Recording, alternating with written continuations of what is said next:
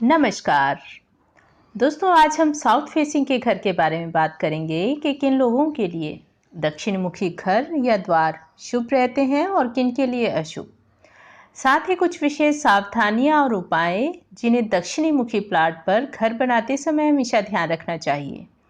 और यदि आप घर बना चुके हैं तो आपको किस प्रकार के उपाय करने चाहिए ताकि घर में होने वाले नकारात्मक प्रभाव से आपको छुटकारा मिल सके। दोस्तों, आम धारणा में दक्षिण दिशा को अशुभ दिशा मानने के कारण लोग इस दिशा के घर या प्लॉट को खरीदना नहीं चाहते, और जिस कारण इस दिशा के घर लंबे समय तक या तो खाली पड़े रहते हैं या फिर कम दामों पर बिकते हैं।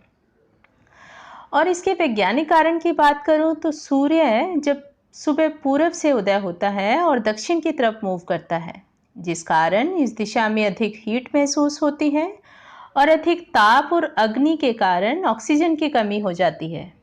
और वही अधिक ताप वाली ऊर्जा जब घर में प्रवेश होती है तो शरीर के अनुकूल महसूस नहीं होती, जिसके कारण शरीर में रोग पैदा होते हैं और अधिक ताप की वजह से गुस्सा, चिड़चिड़ापन और आवेग बढ़ जाता है, जिस कारण घर में अक्सर लड़ाई झगड़े होते हैं।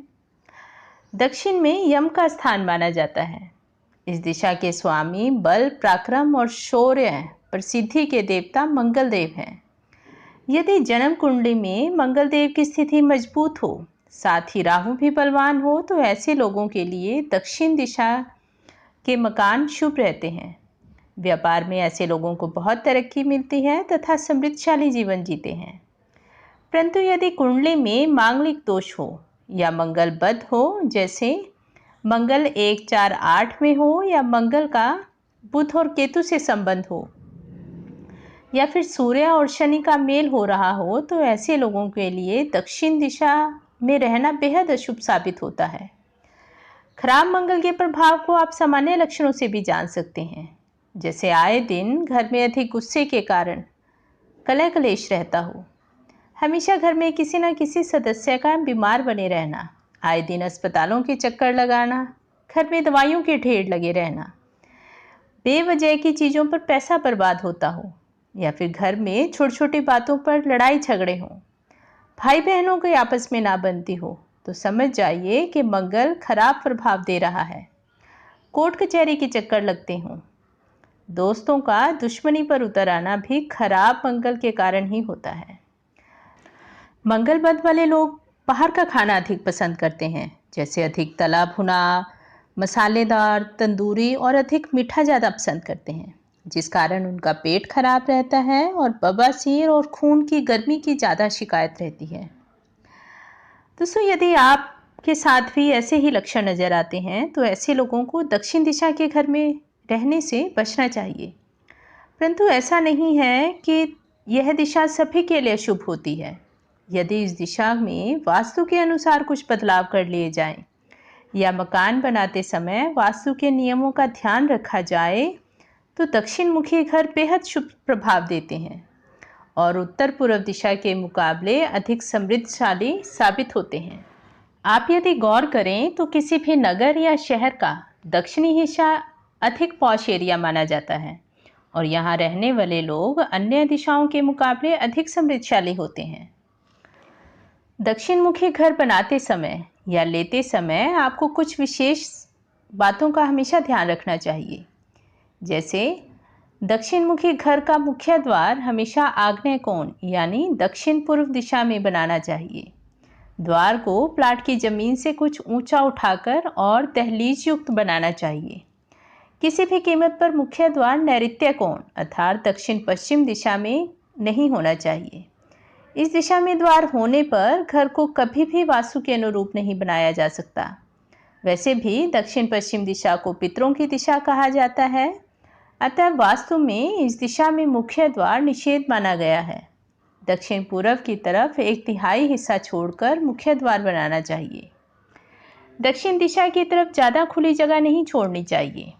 उत्तर पूर्व दिशा की तरफ खाली जगह छोड़नी चाहिए। Under water tank, fresh water tank, boring या पानी का निकासी उत्तर या उत्तर पूर्व की तरफ होनी चाहिए। घर बनाते समय ध्यान दें कि ईशान कोण यानी उत्तर पूर्व का कोना घटा हुआ, कटा, गोल या ऊंचा नहीं होना चाहिए और दक्षिण पश्चिम का कोना किसी भी तरह से बड़ा हुआ या नीचा नहीं होना चाहिए। यदि ऐसी स्थिति हो तो प्लाट को समतल करके आयताकार या वर्गाकार बनाकर ही घर बनाना चाहिए। दक्षिण दीवार मोटी, मजबूत और अधिक भारीपन लिए हो तो अच्छा परिणाम देती है। छत का झुकाव, फर्श का ढलान दक्षिण की तरफ नहीं होना चाहिए।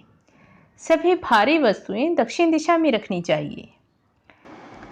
यदि मकान के दक्षिण में दरवाजे के सामने कोई मकान है तो यह स्थिति शुभ रहती है, परंतु दक्षिण द्वार के सामने कोई गड्ढा या मैदान या अंधेरा हो तो घर के मालिक को भाइयों से कष्ट सहने पड़ते हैं। दक्षिण मुखी मकान को सड़क से सटाकर परंतु थोड़ा ऊंचा उठाकर बनाना चाहिए। दक्षिण भाग ऊंचा होने से मकान मालिक को कभी कर्जदार नहीं होना पड़ता। यदि आगे जगह छोड़ दी जाए तो धन का नाश होता है और महिलाओं का स्वास्थ्य खराब रहता है। दक्षिण के खुले हिस्से में पेड़ पौधे लगा देने चाहिए ताकि सीधी धूप घर में प्रवेश ना कर सके और ऑक्सीजन का प्रवाह घर में बना रहे। घर के दक्षिण भाग में कुएं का होना बेहद अशुभकारी माना जाता है। ऐसा होने से घर में धन हानि और मृत्यु तुल्य कष्ट मिलते हैं।